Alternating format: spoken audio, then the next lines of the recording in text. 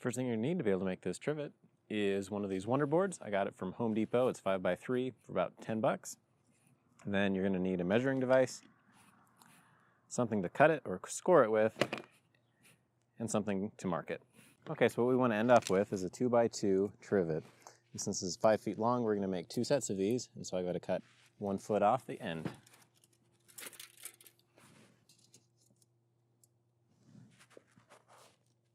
So I'm just going to mark 1 foot on each side. And to make it a little bit easier, I'm going to line it up with this 2x6. Go ahead and clamp this down.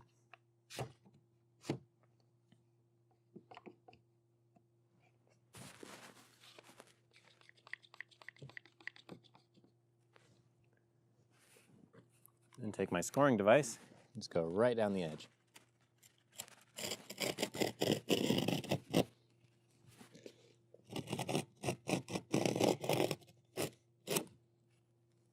Alright, after you've scored it, just give it a crack. It should break right off, and then score it the rest of the way.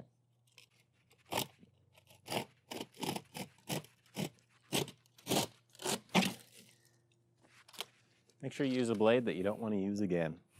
So now what we have is 3 by 4.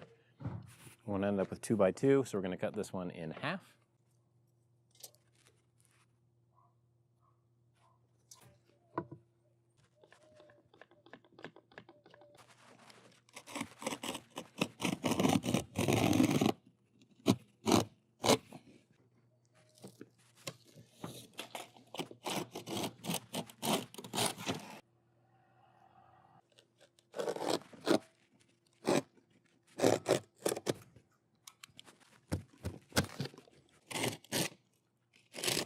So now what we're left with is that 2 by 2 sheet. So you take your wonder board and set it down on the ground. The last step is the stone tile that I purchased. Now notice it's a stone tile, not porcelain. That makes sure that it won't burn or crack. So learn from my fail on this one. The slate tile broke completely in half and didn't even last through one exercise. So don't use that one. Go and do what I did the second time. What I did instead is I bought a sandstone tile from the outdoor section of Home Depot, and I'm going to put it in a cold oven. Then set the temperature for 200 degrees. And every 15 minutes I'm going to turn the temperature up 50 degrees until I can get it up to a temperature of 450. The purpose of this is to make sure that the stone heats up evenly and you get all the moisture out of it, and will reduce the chances of it cracking. Now back outside, we're going to do the same test that caused the slate tile to fail. We're going to heat up a Dutch oven and leave it out there for a couple of hours, and if it cracks, chips, or has any of those kinds of issues, we're going to say that it isn't going to work. So we go ahead and get that chimney started.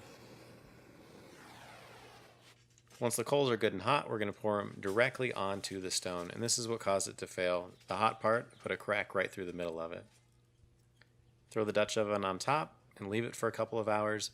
When I came back, there was nothing wrong with the stone. It wasn't cracked or chipped. It only had a little bit of a discoloration on the top from getting so hot, but it was fine. Now when you think of any of these sandstone tiles, eventually they're going to fail because they are natural, and with enough heat cycles they'll eventually crack. So what you can do is I went to the local Goodwill and I picked up a cookie sheet and used that instead, and found that that worked pretty well. Just put some bricks underneath it or some rocks to elevate it off of that pad, and you should be good to go.